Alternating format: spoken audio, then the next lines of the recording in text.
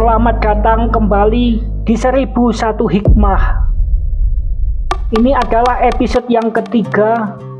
Seperti yang sudah dibicarakan sebelumnya, kita sampai pada kisah Alibaba. Kita akan membedah cerita Alibaba dan 40 penyamun. Kisah ini sangat menarik untuk dibedah karena ia menjauh dari tokoh sentral istana dan lebih berfokus pada ekonomi, kelas sosial, dan kejahatan di Kekhalifahan Abbasiyah. Di episode sebelumnya, kita melihat intrik istana Kekhalifahan Harun ar-Rasyid.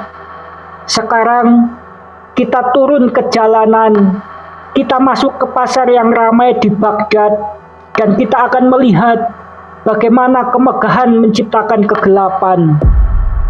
Kisah Alibaba dan 40 penyamun terasa seperti fantasi murni, mantra rahasia, gua penuh emas, dan kejahatan yang sempurna.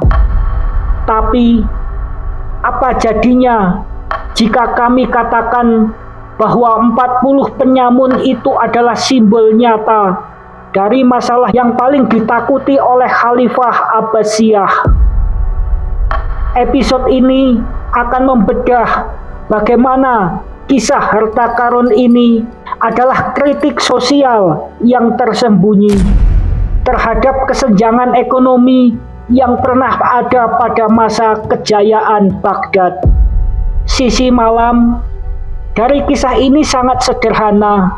Alibaba, seorang pemotong kayu yang miskin, secara tidak sengaja menemukan gua rahasia milik sekelompok perampok yang kejam. Berkat sihir kata sim, buka, iftah ya sim, ia menjadi kaya raya. Tokoh utama di sini adalah kecerdikan dan keadilan tak terduga. Ia yang miskin mendapat keberuntungan, sementara kakaknya Qasim yang serakah dan kaya tewas karena ketamakannya.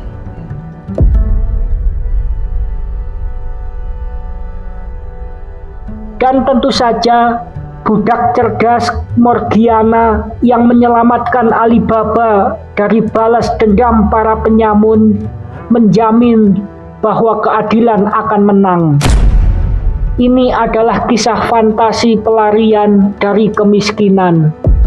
Tapi siapa 40 penyamun yang beroperasi begitu berani di bawah hidung kekhalifahan yang perkasa?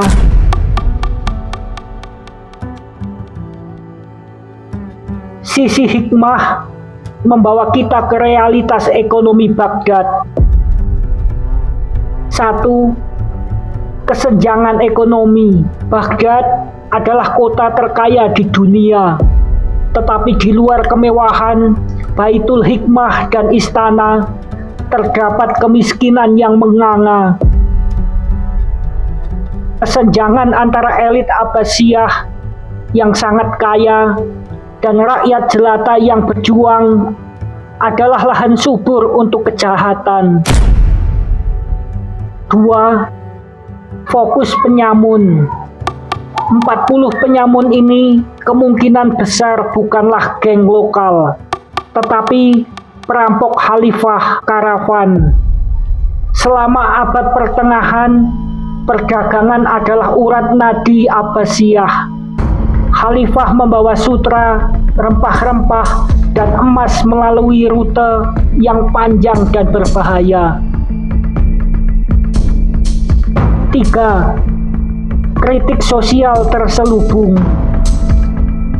Keberadaan kelompok penyamun besar seperti ini diyakini oleh banyak sejarawan sastra sebagai kritik terselubung terhadap sistem pajak yang memberatkan dan efisiensi keamanan Abbasiyah. 40 penyamun adalah simbol kemakmuran Anda harus dibayar ketidakmakmuran. Bahkan sihir pun tidak bisa melindungi harta karun Anda dari mereka. Mengapa kisah ini begitu kuat? Kita harus melihat Morgiana, budak yang menyelamatkan Alibaba. Morgiana yang berada di lapisan paling bawah masyarakat Baghdad adalah tokoh yang paling cerdas dan paling berani.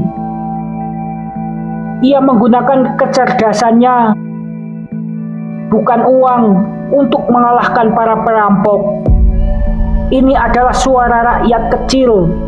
Kisah Alibaba dan Morgiana pada intinya mengatakan, kekayaan didapat secara acak, tetapi kelangsungan hidup Anda bergantung pada kecerdikan, bukan pada kekuasaan istana. Jadi, Alibaba adalah fantasi harapan, sementara 40 penyamun adalah cermin nyata dari ketidakamanan ekonomi di balik kemegahan Baghdad. Di 1001 hikmah ini, kita membongkar ilusi ini. Episode berikutnya, kita kembali ke laut dan bintang. Kita akan bedah pelayaran legendaris Sinbad, si pelaut. Apakah pelayarannya itu dongeng atau peta perjalanan maritim kekhalifahan Abbasiyah yang sesungguhnya? Jangan hanya mendengar dongeng, pelajari hikmahnya. Subscribe dan nyalakan loncengnya. Sampai jumpa dalam video berikutnya. Salam.